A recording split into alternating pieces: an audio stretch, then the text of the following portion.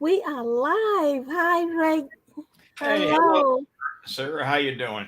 Very good. How are you? Well, thank you. Good, good. So good to be back. And hello, everyone. Thank you for watching. And we are ready to hear another wonderful story today. So, um, okay. Well, it is 4 o'clock, so we don't want to wait any longer. We have a couple people join in already. And welcome to History Chat with Rick Road. Rick is the historian. Well, he loved to tell us about the history. So everybody, welcome again. And I just so excited that you can join us today live. And just remember, you can ask questions. Put on the comment. We can see your question.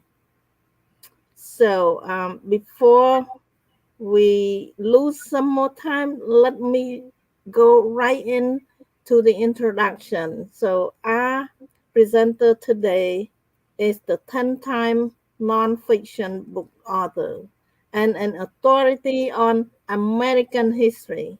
He spent most of his adult life living aboard boats and has traveled far and wide in the Americas. So let's welcome Rick Road. And Thank you. Oh, well, welcome, Rick. And I forgot to introduce myself. My name is Sarah M. I'm a one-time author of my book. My memoir is called How I Survived the Killing Fields. But Rick here is the 10-time nonfiction book author. So we are so grateful that he spent a lot of time researching some new story to share with us. And today, no other. It just a wonderful story. You will be happy to hear this new story. So welcome, Rick. okay, sir. Yeah. So the topic today, we he will be talking about the Ritchie Boys.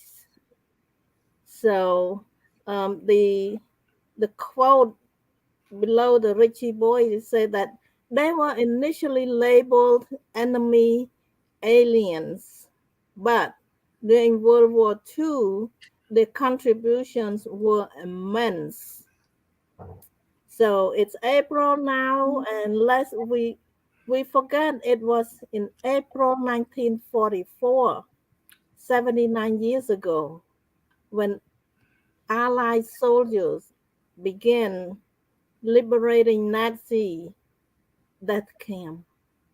The horrors of World War II were coming to light. This includes the systematic murder of no less than 11 million, including 6 million Jews. A few European Jews were able to escape this awful fate and immigrate to America. Many of the many of those who could would join the US Army to fight the Nazi. Today, we are going to hear and learn their history. Well, share with us, Rick. Okay. Military intelligence, well before George Washington and every war since, is huge. It's very important. And during World War II, it took a while for America to wise up and realize how the best way to get military intelligence, and that's the thrust of the Ritchie Boys. We wouldn't take enemy aliens because they were German. Most of them, not all of them, most of them were German Jews. And the Germans tried to send, they could only send like one child over the United States, the oldest son usually. And they did nothing more than wanted to come back and fight the Nazis. They were not Anglo-Saxon white wasps. They were Jewish people, and there were other. It wasn't just Germans, but I'll talk about that later. But the German Jews were primarily the ones They were intellectual. They were smart people. They did not fit in Hitler's Nazi Europe. They knew the culture of Germany, and they were using it very effectively for the United States. Important point: they were intellectuals. They were smarter than the average bear out there, and so they were not good fits for Nazism. Nazism wanted everybody thinking one way. One of the Ritchie Boys recollect the day was January 30th, 1933, and his neighbor said, "It's a wonderful day for Germany. Adolf Hitler has just been elected the new chancellor." And this guy's going, "Really?" I wonder. Well, Hitler was able to split the Germans. Many people were wildly for him, but anybody who was against him, he uses his supporters to ban them. And within 10 months, there was no party in Germany other than the Nazi Party. And then Hitler, his first battle, he had many battles, but one of his main ones was against the Jews. He said the Jews are not a religion, but a race. And Germany began its descent into madness, put it mildly. Violence against Jews escalated, and as you said, 6 million Jews were exterminated, killed just less than 80 years ago. An awful thing. By 1938, in November, there was a thing called Kristallnacht, when the Nazis and all the Germans were destroying German synagogues. Over 260 of them, they killed scores of Germans in their home. And by that time, it was too late to get any Germans out of Europe, basically. So once in the U.S., some of them, not very few of them were able to make it here, but those that did, one Ritchie Boy said, "Look, I'm a German Jew, and there's nothing more I want to get some revenge on Hitler. He killed my parents, my uncles, and my aunts, and my cousins. But he was an enemy alien." Does that make sense? No, it doesn't. But so the only way they could serve was join the medical corps, the Army Medical Corps. So finally, a couple of months, the Army wised up and said, we could use these people in the Army, and they did. And over time, they were known as the Ritchie Boys. There's about 11,000 of them that graduated from the Camp Ritchie, and the washout rate was pretty high. It's about 40% of those that went in didn't make it, had to wash out. And how did they find them? The Pentagon, these guys were in the military already, mostly in the medical corps. They had key punch operators, and one of the things that you have any proficiency in a foreign language. And if you did, the key punch operators found out who you were and said, "Okay, maybe you can be one of the Ritchie Boys." And one Ritchie Boy said, "You can learn to shoot a rifle and throw a grenade in 6 months, but you cannot become fluent in German with a German accent in 6 months." Some Ritchie Boys spoke 4 languages. Besides German, there was, I think, a total of 15 languages studied there. Italian was big, and so was French. French was big, too, and I'll get into that. One of the Ritchie Boys was really good in France, and he was able to tell the difference between French that were throwing him a line and French, the Free French, and that was kind of hard to tell back then in 1944, 1943, 43, 44, 45. Let's go back to Camp Ritchie. Camp Ritchie, besides learning languages, they had to learn the order of battle in German. That was like the chain of command, weaponry, much more. And they had to commit this information to memory, because if they went over Germans and the Germans found out about it, that was bad news. So it was all committed to memory. And after they served at Camp Ritchie for a while, the program was 8 weeks, 3 months, pretty much. They somewhere in the middle of the program, they went to a town called Hagerstown, Maryland, whereas the courthouse. They took a test at the same time. My mother took that to become naturalized American citizens. And they were very proud of that till the days, even into their 90s, some say. And one barracks was completely full of German Jews, and they said they had a lot in common. They barely escaped Hitler, and they left their loved one behind. And this one Ritchie Boy said, "There was no question in my mind, and neither of all the men at Camp Ritchie. This, too, was the mindset. So many of us were Jewish. We were on the same wavelength, and we were delighted for a chance to get back at Hitler and do something for the United States." And then when they graduated, they were a little bit older than the average GI, besides being intellectual. And most of them were like staff sergeants, or had a rank called technical sergeants in those days. And then we went to the Army mess halls with these older guys that spoke with an accent, and they got second looks. They know, who are these guys? Well, these were future interrogators. And they got ready for World War II in England, like just about everybody did. And they changed many of them. I think a few of them didn't, but many of them had dog tags, military dog tags, um, H for Hebrew and P for Protestant. And they changed the Hebrew for the Protestant, so they knew what would happen if the Germans. Look, a book here. I don't have it handy here. I won't. Okay, but and they were generally divided into 6-man teams, and sometimes they were operating with less than that, 2 people. And on D-Day, they were over there, and they provided after the fact 60% of the actionable intelligence in all of Europe on the American side. That's a heck of a lot for these people. That's and they had the mastery of the German language, made contributions in every major battle, every minor battle for that matter too. And on D-Day they had loudspeakers. They spoke in German, telling them how to surrender. When did you have your last warm meal? They worked on the Germans' head, and they said to try to get them to surrender without fighting, and sometimes that worked. But your loudspeakers are kind of dangerous too. The Germans know exactly where it is, and they can zero artillery in on it. They used Radio Luxembourg to basically broadcast to the Germans. And one thing they knew, knowing the culture, besides this is something an American who spoke German fluently wouldn't know, they had a proclivity, the German soldiers, for anything in a sealed envelope signed by a general. Ritchie Boys knew that. He said, okay, Eisenhower, forge Eisenhower's signature, seal it, and drop it from airplanes. Well, that worked. That was very good, propaganda. And when that propaganda was working. So that's something that if you don't know the culture, these people knew the German culture, it really worked. They built up information brick by brick very slowly. They didn't take notes either. They basically just talked, and afterward after the guys left, they really ran through their notes and tried to know everything he said. But they oftentimes said they knew a little bit of information. They interview a German prisoner of war, and he'd say, I'm not telling you anything. So, well, I know who your commander is. I know you come from this unit in Germany. I know blah, blah, blah. And so the German would say, oh, what the heck, a little more information for a pack of cigarettes, I'll do it. And so that's how they slowly build up information.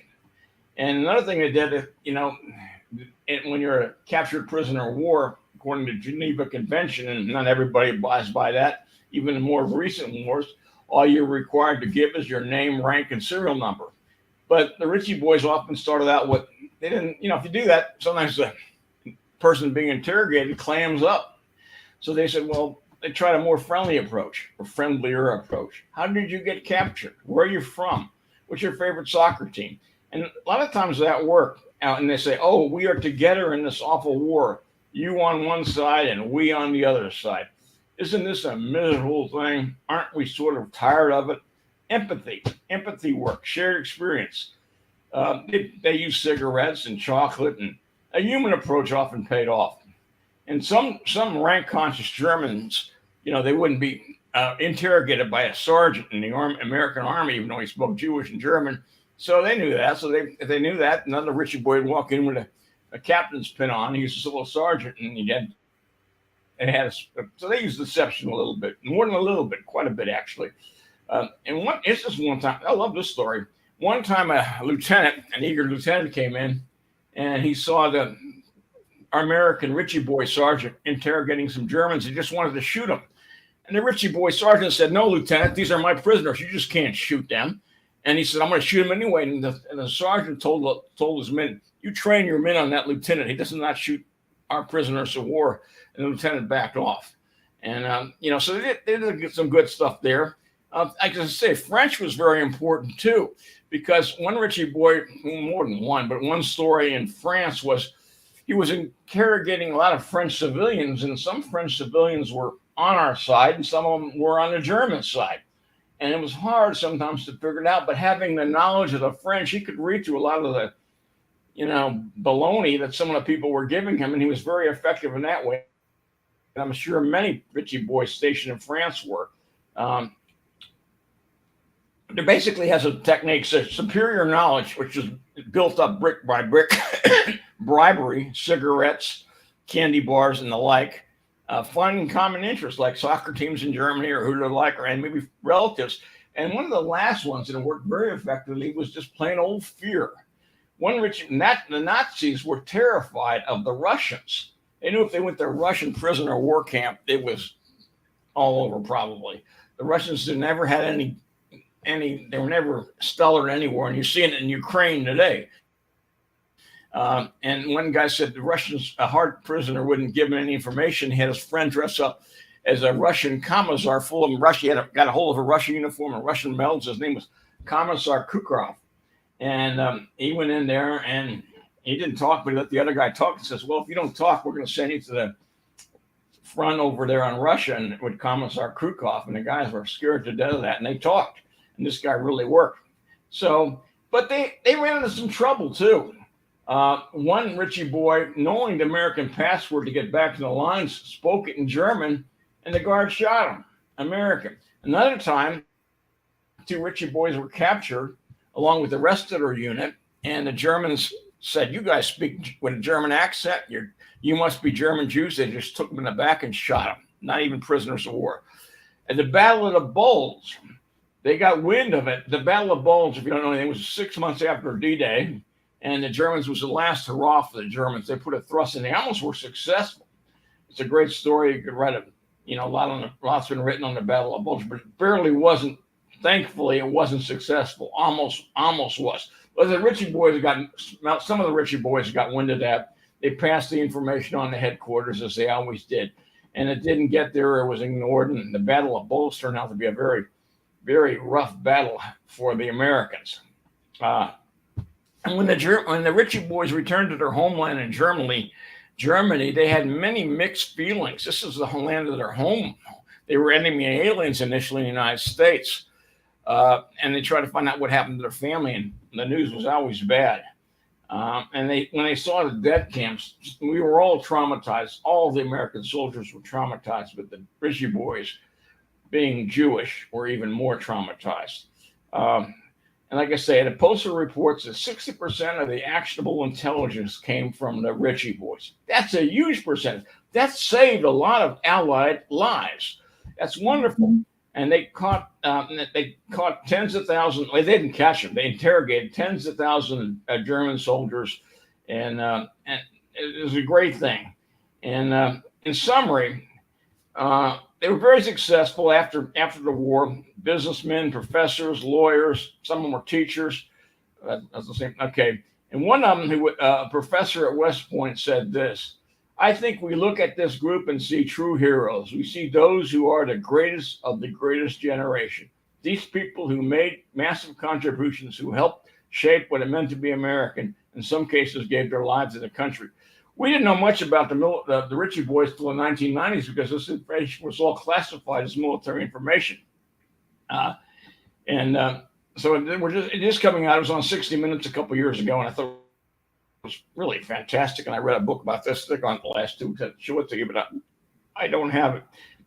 And one Ritchie boy named Paul, I'll conclude right here with one Ritchie boy named Paul Fairbrook. He said, I was proud to be in the American Army. We were able to do what we had to do, and I don't think we're heroes. But the opportunity to fight and win the war was wonderful. I can look at anybody straight in their eye in America and say that I've earned the right to be an American. You're damn right he did.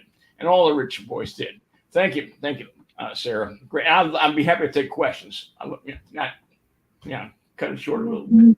Oh, wow, wonderful. Oh, yeah. So I never heard of them. So it's in military intelligence. You gotta. I think it's bottled up for 50 years. Oh. So not till the 1990s. And this book I read is published in 1990. I should have had it. It's about this thick. Great. It's called Sons and Soldiers. Yeah. Thank you so much for bringing that up to share with us. So tell us more about Camp Ritchie in Maryland. Yeah, Camp Ritchie is about 80 miles northwest of Baltimore. It's right on the Pennsylvania-Maryland border, and about 80 miles northwest of Washington, D.C. And it was a National Guard base, and they were looking for a place that was close to Washington, but not too close. And so they picked on camp. They came upon Camp Ritchie. It's not too far from Camp where the presidents go on their retreat, but it's way up there. And it's in the foothills of the mountains, or And he trained all over there. One time, one Ritchie boy was out training, and he walked across the farm, and the locals were going, "What is going on here?" So, but it was kind of the right distance from Washington, really. Okay. So tell us about the training there. Well, the training was 8 weeks. 11,000 of them went through. They had some of them could speak. Some Ritchie boys could speak 4 languages. There were 15 languages, including Japanese, and I couldn't find anything more about Japanese. They probably didn't use it very much. It was mostly for the European theater, but some Japanese was given there. And what else? Well,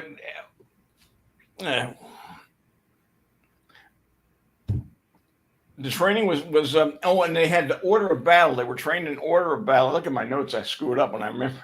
And the order of battle, they had to learn the German chain of command, the weaponry, and some of their tactical things. So they had a lot of training, very intense. Oh, at 40% washout rate. If they washed out, they went back to their old unit. And sometimes of Italian speaker. So it varied a little bit, like that. Not always, but sometimes this was an Italian class, this is a German class, this is a French class. They go on for 8 weeks, and there's one class going on every month. They were starting one class, so 3 would be going on at any one time. Okay. Wow. Well, I'd like to pause and tell the audience say that they can post. You can post your question in the chat and just let us know. We will be able to see your question. So as soon as you post it, I will see it. All right. So my next question is about the lesson. What lesson for today does the story of the Ritchie Boys hold? Oh my God, is there ever? Oh yes. I mean, America is kind of like an idea. We're a melting pot. We want to keep ourselves as one, white Anglo-Saxon Protestant. That's not good. I mean, we're everybody. And the Ritchie boys were originally labeled as enemy aliens. I mean, come on. I mean, I can see that. And luckily, the country, the army wised up pretty quickly. But you don't, we're a country that's different from the rest of the world, that we are a melting pot, we are a conglomerate, and people have come from other parts of the world who've been persecuted and just should come here or should be welcome here. And they can contribute so much. Whenever we get this build a wall mentality around America, about white Anglo-Saxon Americans, that's very unhealthy. And the antithesis of that is people like the Ritchie boys, and you see that throughout history, our American history, that people who don't look like me to come here and they contribute much more than I could ever contribute. And that's the story of America. The America is an idea, not a place, more so. Yeah, I can see that. I can relate to that. And you can relate to that, sure, coming from Cambodia, absolutely. Yeah. Because we come and we see a different perspective from the new people. We are new to the country, and we see and we appreciate and we are grateful for the America that welcome us and they provide us a safe haven. So yeah, I think both sides can learn. I lived in South America for a while, and the family structure down there was like, wow, we should have this in our country. So both sides have something to offer. The immigrant and the non-immigrant. Absolutely. yeah. Wow. I'm waiting to hear the question from people. I'm waiting to see your question. I read a book this thick on it, so I probably can answer it. In front of me now. Yeah, it's good to learn about the history, and we take all the good lesson that leave behind.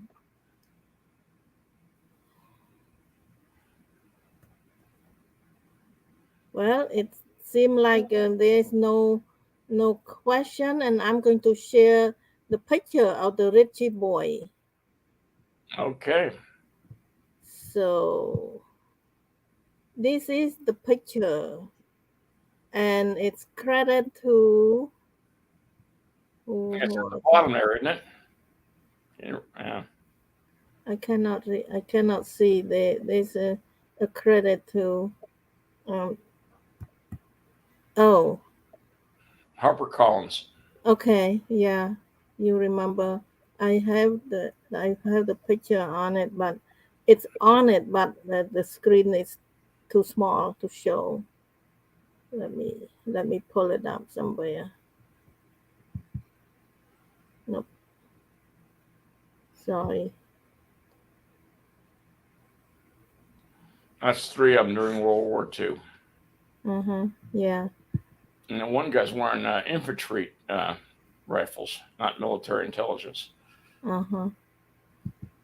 I'll get it out quickly pretty soon. So just wait to hear from other people that question. We are waiting to read the question from our audience. So let me bring up the credit of the picture who is coming from.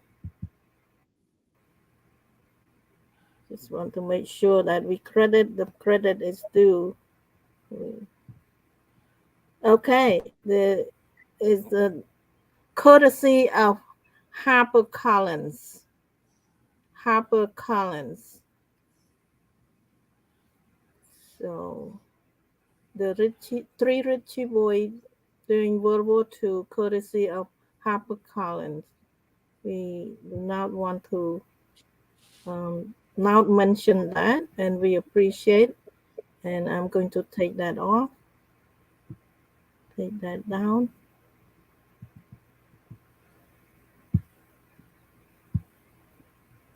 And the banner for our show today is this is our banner. It shows me and Rick and his website. So we appreciate you supporting us and watching. And Rick spent a lot of time reading this big book to come up with a short version. So I'm amazed how you can summarize the big book, hundreds of pages to Yeah, come. about 400 in that one, I think. Oh, wow. Well, thank you so much for your your dedication to bring out the good story to share with us so we can learn from the history. If we don't learn from the history will repeat it. We might do make the same mistake, and bad bad thing will happen again and again and again. So that's why we like to look back sometime to read to learn from the history, and we want to avoid all the mistakes, and we want to adopt all the good stuff, all the good things, good lesson that we can learn from. So I appreciate you very much, Rick. We are running out of time, and I don't see any comment from our audience. So um, let's see. I'll wait one more minute. So any comment?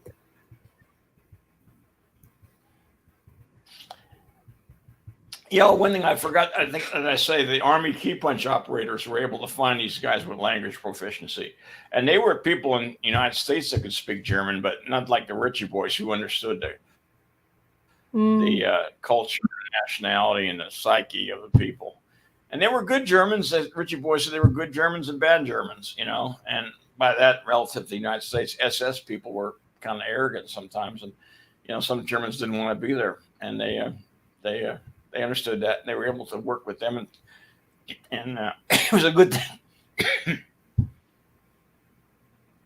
hmm Okay.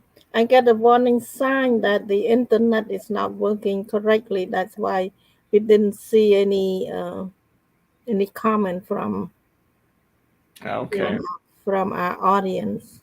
But anyway, I appreciate you very much, Rich. Thank you for all the hard work that you read through this big book and come up with a wonderful story to share with us and good lesson to learn from the Ritchie Boys. So with that, we will say goodbye to our audience. And thank you so much, everyone, for watching. Whether you are watching now, we have some people watching now live, and there will be people that can only watch the replay. And wherever, whenever you watch us, we appreciate your support. So, if as long as we can tell that there are some people interested in learning and listening, we will keep doing it. But if nobody come and watch, we probably get the signal that nobody care. But it seemed like people still care. They want to learn about the history, and we appreciate you for supporting us. Thank you so much, and enjoy the rest of the day and the rest of the month. Happy April. Bye for now. Thank you, Rick. Bye bye. Bye.